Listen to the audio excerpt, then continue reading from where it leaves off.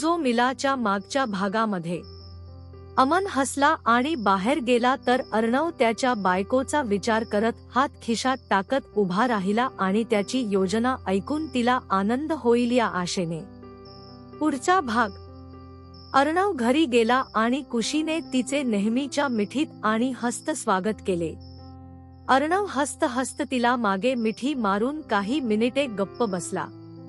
तिच्यापासून दूर जाऊन तो गेला आणि त्याचा ड्रेस उचलला आणि फ्रेश होण्यासाठी गेला. त्याच्याकडे बघत असलेली कुशी मुकाट्याने हसली आणि बाहेर निघून गेली. तिने रात्रीचे जेवण तयार केले आणि सर्वांना खाली बोलावले. HP भाभी, अर्णव भैया खोलीत नाहीत. मी स्टडी रूममध्येही तपासले. कुशीने भुसभुशीत केली. तो फक्त तिथेच होता.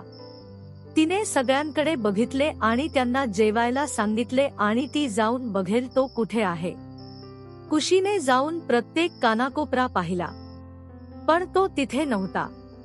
त्यांचा फोनही त्यांच्या खोलीतच चार्ज होता. कुशी, तो कुठे गेला? ती पुन्हा खाली गेली. तोपर्यंत सर्वांनी जेवण उरकले. मामा, बिटिया काय झालं? कोठे आहे? कुशी, माहित नाही मामा. तो फक्त तिथेच होता. मामा, थांब, मी त्याला फोन करतो. कुशी, त्याचा फोन आहे मामा. तिने फोन घेऊन हात दाखवला. मामा, तो बाहेर गेला असावा. तू बसून खा बेटा, तो येईल. कुशी, येऊ दे त्याला, मी त्याच्याबरोबर जेवतो मामा. सगळे उठून आपापल्या खोलीत गेले. कुशी, टेरेस एवढीच जागा उरली आहे, तिथे जाऊन बघू. बेंचवर आरामात बसलेला अर्णव पाहून कुशी सुटकेचा सुस्कारा टाकण्यासाठीच गच्चीवर गेली. ती हसत हसत खाली उतरली. स्वतःसाठी आणि अर्णवसाठी प्लेट भरून ती घेतली आणि गच्चीकडे निघाली. त्याच्या जवळ जाऊन तिने त्याला हाक मारली. कुशी, अर्णव. बंद डोळ्यांनी बाकावर टेकलेल्या अर्णवने डोळे उघडले. कुशी त्याच्या समोर ताट घेऊन उभी होती. ती त्याच्या शेजारी बसली. कुशी, इथे एकटी का बसली आहेस? अर्णव, काही नाही, तसंच. कुशी, बघ, मी तुझी प्लेट इथेच विकत घेतली आहे. अर्णव, मला कुशी नकोय, मी नंतर खाईन. कुशी, तू फक्त अशक्य आहेस, तुला माहित आहे. तिने पराठ्याचा तुकडा फाडला आणि त्याच्या तोंडासमोर वाढवला. अर्णवने तिच्याकडे बराच वेळ शांतपणे पाहिलं आणि तो तुकडा घेऊन तोंड उघडलं. मध्येच जेवताना कुशी हसली आणि त्याला खायला देऊ लागली. अर्णव, कुशी, पुरे. कुशी, काय पुरे? तुम्ही फक्त 2च खाल्ले, हे शेवटचे कोण पूर्ण करणार? अर्णव उभा राहिला. प्लीज कुशी, मी आता खाऊ शकत नाही. कुशी ही एक छोटासा तुकडा घेऊन उभी राहिली आणि ती तोंडात भरली. कुशी, गप्प बस आणि खा, नाहीतर मी तुझे कान ओढीन. तो बेंच भोवती फिरू लागला तर कुशी त्याच्या मागे त्याच्या खाण्यापिण्याची छेड काढत होती. अर्णव, पुरे. कुशी, बघ, हा शेवटचा तुकडा आहे, एक शेवटचा तुकडा. तोंड उघड. अर्णवने तोंड उघडून तो तुकडा खाल्ला. कुशीने केस विंचरले. चांगला मुलगा. बघ, तुझ्या पोटात 3 पराठ्यांसाठी जागा होती आणि तू खाण्यास नकार देत होतास. खोलीत जा, मी हे खाली ठेवते आणि तुझे दूध आणते. ती जाणारच होती तेव्हा अर्णवने तिचा हात धरला. अर्णव, मला दूध नकोय, दुसरं काहीतरी हवं. कुशी भुसभुशीत झाली. तुला काय हवे आहे? अर्णव, मी गोव्याला जायचा प्लान करतोय, माझ्यासोबत येशील का? कुशीने आश्चर्याने भुवया उंचावल्या. तुला मी तुझ्यासोबत गोव्याला जायचे आहे का? अर्णवने मान हलवली आणि तिला त्याच्याकडे ओढले. तिच्या कमरेभोवती हात गुंडाळून त्याने तिच्या स्तब्ध डोळ्यात पाहिले. अर्णव, सांग, तू येणार आहेस का? तिच्या आधीच्या धक्क्यातून सावरत नाक ओढ कुशी हसली. मी का नाही करणार, मी येईन. अर्णव रुंद हसला. साची? कुशी हसली खूप. आता मला जाऊ दे. अर्णवने हसून त्याचे हात दूर केले आणि तिला जाऊ दिले. कुशीने प्लेट्स गोळा केल्या आणि खाली चालत गेली. दुसरीकडे शीतलशी वाद घालून ताज्या हवेत श्वास घेण्यासाठी गच्चीवर आलेल्या वंशला खूप वाईट वाटले. तो पहिल्यापासून तिथेच उभा होता. त्याने जेवायला नकार दिल्यावर कुशीने किती प्रेमाने त्याला जेवू घातले. त्याचा भाऊ आजकाल दुसऱ्या माणसासारखा वागतोय आणि त्यामागचे कारण त्याला स्पष्ट दिसत होते. कुशीमुळेच. कुशीसारख्या माणसाला आयुष्यातून सोडल्याबद्दल त्याने आपल्या नशिबाला शाप दिला. तो आता कसा जगतोय याच्या विपरीत तो आनंदाने जगला असता. शीतल प्रत्येक परिस्थितीत त्याच्याशी भांडण का करत आहे हे त्याला समजत नव्हते. उसासा टाकत तो खाली गेला. त्याचा भाऊ खूप आनंदी आहे आणि त्याला नक्कीच त्याचा मूड बिघडवायचा नाही. काही मिनिटांनंतर अर्णव खाली उतरला आणि त्याच्या मामाच्या खोलीत गेला आणि दरवाजा ठोठावला. मामा, अरे छोटे, ये आत ये. अर्णव आत जाऊन मामाजवळ बसला. मामा, कुठे होतास? कुशी बिट्या तुला शोधत होती. रात्रीचे जेवण केले की नाही? अर्णव हसला. मी गच्चीवर होतो आणि रात्रीचे जेवण खाल्ले. खरं तर मी तुला काही सांगायला आलो होतो. मामा, हा सांग. अर्णव, मामा, मी महिनाभरासाठी गोव्याला जायचा प्लान करतोय. मामा, छोटे, हे केले नाही बिटवा. तू आता एकटा माणूस नाहीस. तुम्ही विवाहित आहात. तुम्ही तुमच्या व्यवसायाच्या सहलीला वेळोवेळी जात राहिल्यास कुशी बिटियाला कसे वाटेल? अर्णव हसला. मामा, कुशीला सुट्टी आहे. त्यामुळे मी तिला सोबत घेऊन जाण्याचा विचार करत आहे. मामा आश्चर्याने हसले. खंच? अर्णव, हान. मी तिला विचारले. ती म्हणाली ती माझ्याबरोबर येण्यास ठीक आहे. म्हणून मी तुम्हाला माहिती देण्यासाठी आलो आहे. मामाने गालावर हात मारला. जा आणि मजा करा.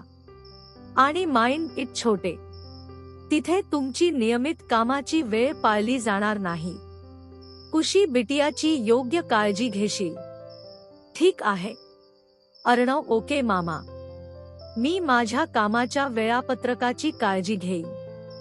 काळजी करू नका. मामा, कधी निघणार आहेस? अर्णव, तिच्या कॉलेजच्या परीक्षा संपल्या. मामा हसून त्याच्या खांद्यावर थोपटले. ओके, जा आणि झोप. शुभ रात्री. अर्णव, शुभ रात्री मामा. तो उभा राहिला आणि त्याच्या खोलीत गेला. त्याचे विचार ऐकत बाहेर उभी असलेली मनोरमा विचारात पडली. मनोरमा, अर्णव, बिटवा आणि कुशी कुठेतरी जात आहेत का? मामा उसासा टाकला. हा तर. मनोरमा, पण तिने मला विचारलं नाही. मामा तिच्याकडे टक लावून पाहत होते. छोटे, तिला गोव्याला घेऊन जायचे आहे आणि तो तिला घेऊन जात आहे. आत्ताच तो आला आणि मला माहिती दिली. अजून काय होय?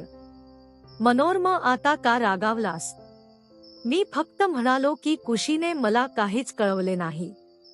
मनोहर पुरे. मनोरमा, मी हे खूप दिवसांपासून पाहत आहे. तू नेहमी कुशी बिटियाच्या मागे का असतोस? मनोरमा, तसं नाहीये. मला आमच्या तिन्ही बहूंना सारखेच वागवायचे आहे. शीतल आणि पायलला याचं वाईट वाटलं तर? मनोहर, जर तुम्हाला तुमच्या तिन्ही बहूंशी समान वागणूक द्यायची असेल तर त्यांच्याशी चांगल्या पद्धतीने वाग. ही आमची पिढी नाही आणि आमच्या मुलांनी आम्ही पूर्वीसारखे वागावे अशी अपेक्षा करू नका. कुशीला हिणवण्याचा प्रयत्न करू नका, परंतु तुमच्या मुलांना लहानेसारखा माणूस होण्यासाठी प्रोत्साहित करा.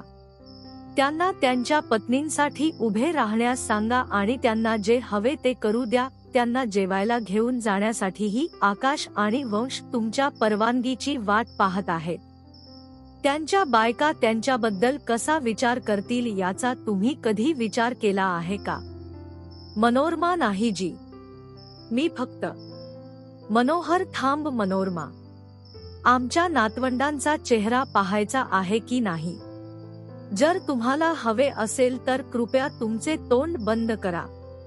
छोटे आता हसू लागले. किती वर्षे झाली देव जाणे. देवासाठी त्याला त्रास देऊ नका. त्याला कुशी बिटियाबरोबर वेळ घालवायचा आहे आणि तो करेल.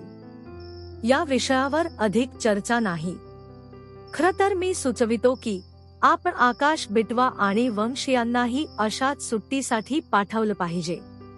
मनोरमा, माझ्या मुलांवर माझा हक्क नाही का? मनोहर, आमच्याकडे मनोरमा नाही. ज्या दिवशी आम्ही त्यांचे लग्न करण्याचा निर्णय घेतला त्या दिवशी त्यांच्या पत्नींचा त्यांच्यावर मुख्य हक्क आहे. आम्ही फक्त त्यांच्या मागे येतो. जितक्या लवकर तुम्हाला हे समजेल, तुमचे मुलगे त्यांच्या पत्नींसोबत आनंदाने राहतील. नाहीतर मी त्यांना जाऊन त्यांच्या बायकांसोबत वेगळे राहायला सांगेन. समजले? त्याचे बोलणे ऐकून मनोरमाने मान हलवली. तिचा नवरा तिला या सगळ्या गोष्टी सांगतोय यावर तिचा विश्वासच बसत नव्हता. तो तिला कसे सांगू शकतो की तिच्या स्वतःच्या मुलांवर तिचा हक्क सांगू नका? ती तिथेच विचार करत बसली आणि मनोहर त्याच्या बाजूला झोपला. अर्शी खोली.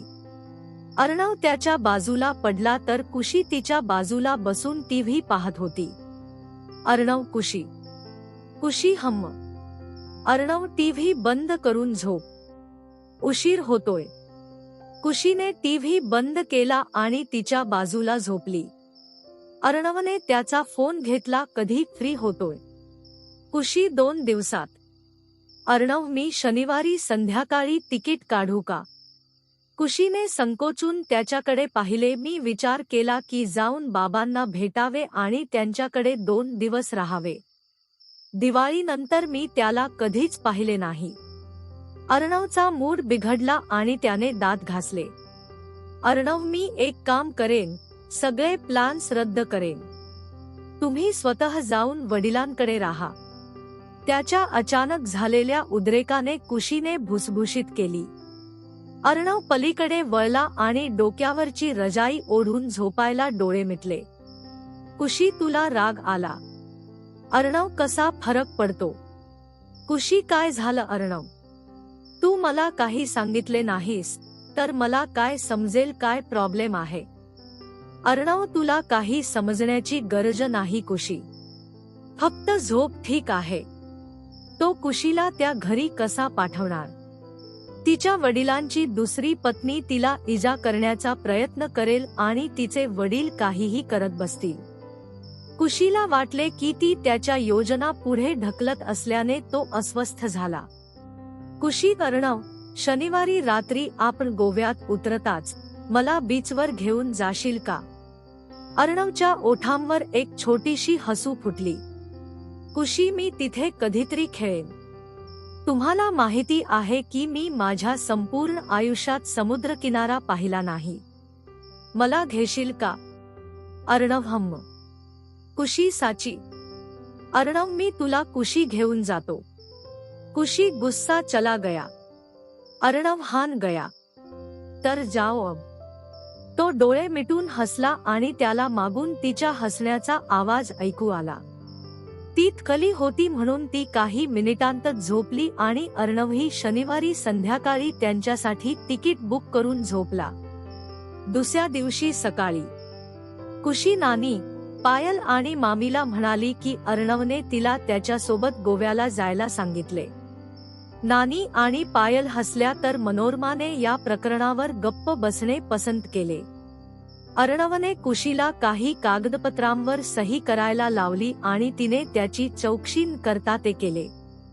कुशी मग तिच्या कॉलेजला गेली आणि पुढचे 2 दिवस तिच्यासाठी बिझी गेले. शुक्रवारी संध्याकाळी अर्णव घरी आला आणि कुशी गंभीरपणे काहीतरी करत असल्याचे पाहण्यासाठीच त्यांच्या खोलीत गेला. अर्णव, कुशी.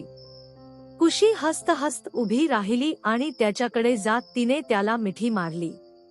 कुशी, हाय. अर्णव हसला. हे सर्व काय आहे? त्यांनी त्यांच्या पलंगावर पसरलेल्या कागदाच्या बंडल आणि बंडलांकडे बोट दाखवले. कुशी बोलली, परीक्षेचे पेपर. पेपर दुरुस्ती करणे आवश्यक आहे. अर्णव हसला. कुशी, हसू नकोस. जर माझ्याकडे वेळ असेल तर मी वेळ काढून ते दुरुस्त केले असते. पण आपण गोव्याला जात असल्याने मला हे आजच संपवायचे आहे.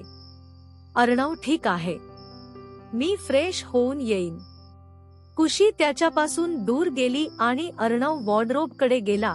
त्याचा नाईट सूट उचलून तो आत गेला. कुशी पुन्हा बेडवर बसून तिचे काम चालू ठेवली. अर्णव परत आला आणि फोन घेऊन बेडवर बसला. त्यांनी फोन करून त्यांच्या गोव्यात राहण्यासाठी काही गोष्टींची व्यवस्था केली. त्याचे सर्व कॉल्स संपवून त्याने कुशीकडे एक नजर टाकली जी तिच्या कामात मग्न होती. त्याने जवळ जाऊन तिला पेपर्सचे मूल्यांकन करताना पाहिले. त्याने एक कागद घेतला आणि पाने उलटून कुशीकडे पाहिले. अर्णव, तू हा मुलगा नापास का झालास? नाव काय आहे त्याचं? हो रेहान. बघ किती लिहिलं त्याने. त्याने त्या गरीब मुलाला आधार देत तिच्यासमोर कागद पलटवले. कुशीने त्याच्याकडे पाहिलं. बसा आणि त्याचा पेपर वाचा, मग तुला कळेल की मी त्याला का नापास केले. अर्णव पेपर वाचू लागला आणि मजकूर वाचून हसू लागला. अर्णव, सिरियसली? त्याने अशी उत्तरे लिहिली. कुशी, त्याला उत्तरे माहीत नसतील तर ठीक आहे, पण बघा त्याने किती शाई आणि वेळ वाया घालवला. तिने एक पेपर संपवला आणि दुसरा पेपर घेतला आणि ओरडली, कुशी हे बघ. त्याचे हस्तलेखन आणि फाईल्समधील 10 फरक शोधा. मी पैज लावतो, तुला सापडणार नाही, कारण दोन्ही सारखेच आहेत. अर्णव पेपरात डोकावून हसला. कुशी, अरे देवी मैया, मला वाचव. ती कागदपत्रे पाहून तिला डोकेदुखी वाटत होती. अर्णव उभा राहिला आणि खाली चालत गेला आणि काही मिनिटात कॉफीचे 2 मग घेऊन परत आला. अर्णव, कुशी, हे घे. त्याने एक मग तिच्या समोर वाढवला आणि कॉफी घेत तिच्या शेजारी बसला. कुशी, तू HP ला का डिस्टर्ब केलेस? मी नंतर बनवले असते. अर्णव, प्रोफेसर, मी कॉफी बनवली. HP ठीक नाही. कुशीने कॉफी थुंकली आणि खोकला. अर्णवने तिची पाठ थोपटून तिला शांत करण्याचा प्रयत्न केला. काही मिनिटांनंतर तिचा खोकला थांबला आणि तिने मोठ्या डोळ्यांनी त्याच्याकडे पाहिले. कुशी, तुला कॉफी बनवायची माहिती आहे का? अर्णव, का? मला माहित नसावे का? कुशीने आश्चर्याने भुवया उंचावल्या. तिने 1 मिनिट विचार केला आणि त्याला लाल पेन दिला. कुशी, मी दुरुस्त करून तुला देतो. तुम्ही पेज एकूण ठीक करा. अर्णवने घाबरत तिच्याकडे पाहिलं. काय? कुशी, काय? एकत्र काम केले तर लवकरच काम पूर्ण होईल. तो लहान मुलासारखा डोळे मिचकावत तिच्याकडे पाहत असताना तिने पेन त्याच्या हातात फेकून दिला.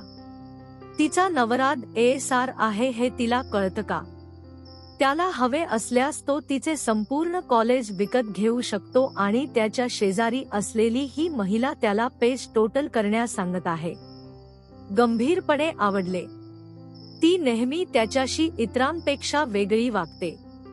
त्याला योग्य शब्द सापडले नाहीत, पण कुशीसोबत ते नेहमीच वेगळे असते. त्याच्या कर्मचाऱ्यांना हे कळाले तर पुढच्याच सेकंदाला ते पक्षाघाताने मरतील. कुशी पेपर्स दुरुस्त करू लागली आणि अर्णवने पेज टोटल केले. विद्यार्थ्यांची उत्तरे पाहून तो हसला. उत्तर बरोबर की अयोग्य हे माहीत नसले तरी काही चुकांमुळे तो नक्कीच हसला. दोघेही पेपर पाहण्यात मजा करत दर्जेदार वेळ घालवतात. धन्यवाद. कथेचा भाग 26 लवकरच येत आहे. सबस्क्राईब करून घ्या.